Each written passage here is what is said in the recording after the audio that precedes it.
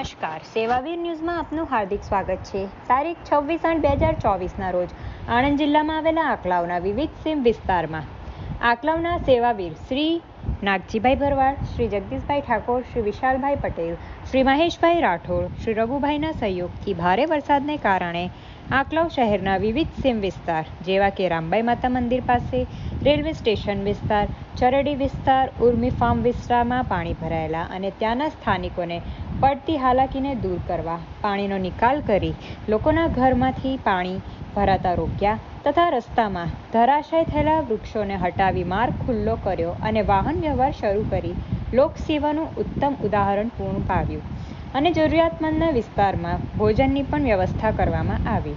Reporter Hitesh Darji, Anklav.